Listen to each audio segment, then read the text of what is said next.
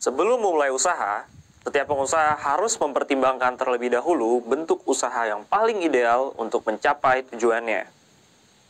Pilihan bentuk usaha biasanya didasari oleh hal-hal yang berkaitan dengan keuntungan dan kerugian dari bentuk usaha yang dipilihnya.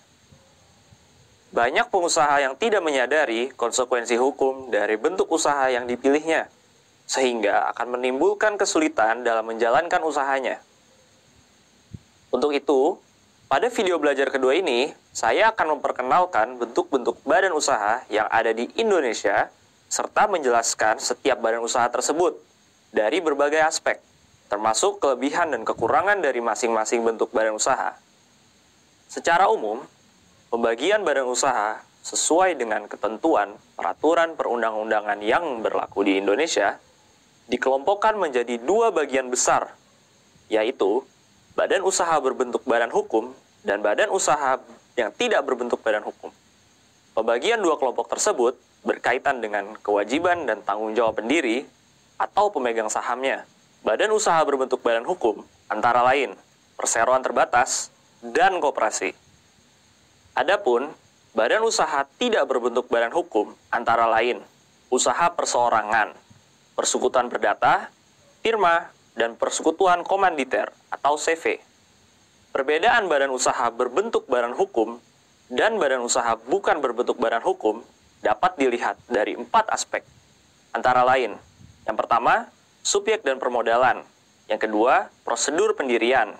Ketiga, harta kekayaan. Dan yang terakhir, pertanggungjawabannya.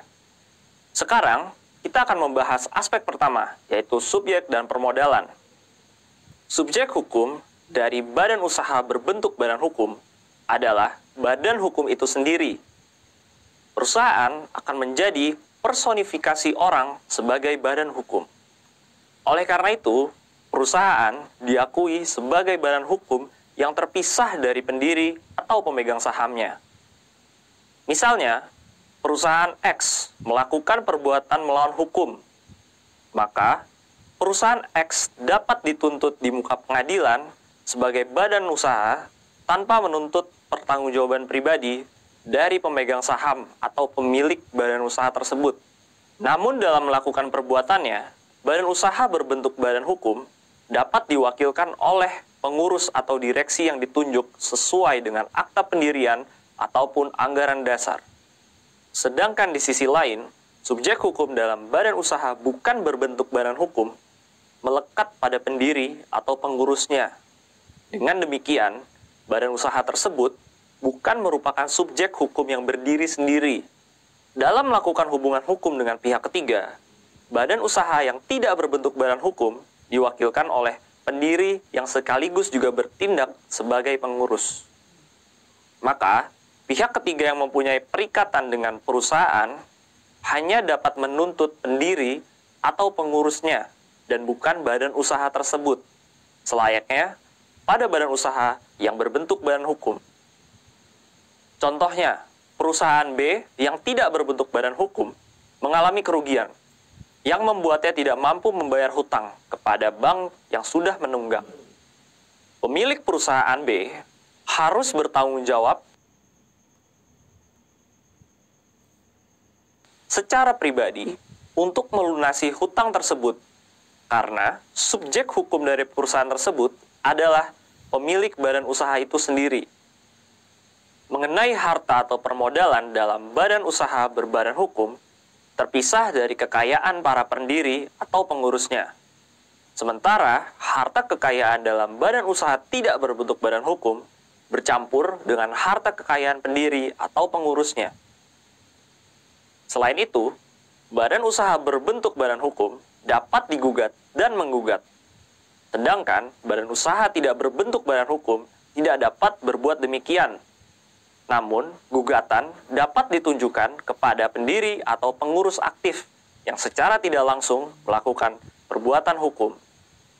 Aspek kedua yang membedakan bentuk badan usaha adalah prosedur pendiriannya. Proses yang dilakukan dalam pendirian badan usaha berbentuk badan hukum wajib mendapatkan pengesahan dari pemerintah terhadap akta pendirian dan anggaran dasarnya. Sebagai gambaran, akta pendirian suatu perseroan terbatas disahkan oleh Kementerian Hukum dan Hak Asasi Manusia. Hal ini tercantum dalam pasal 7 ayat 4 Undang-Undang Perseroan Terbatas. Sedangkan, pendirian suatu badan usaha yang tidak berbentuk badan hukum tidak memerlukan prosedur seformal itu. Contohnya, firma hukum hanya didirikan di bawah sebuah akta notaris dan kemudian didaftarkan di Kepaniteraan Pengadilan Negeri tempat domisili hukum firma tersebut. Hal ini diatur dalam pasal 23 Kitab Undang-Undang Hukum Dagang. Aspek yang ketiga, yaitu harta kekayaan. Harta kekayaan badan usaha berbentuk badan hukum terpisah dengan harta kekayaan pribadi pendiri atau pengurusnya. Dengan demikian, dalam akta pendiriannya akan dijelaskan permodalan badan usaha tersebut. Pemisahan harta perusahaan dan pribadi juga diatur secara jelas. Sementara, pada badan usaha yang tidak berbentuk badan hukum, tidak ada suatu pembatasan yang jelas antara harta kekayaan pribadi pengurus dan harta kekayaan badan usaha tersebut.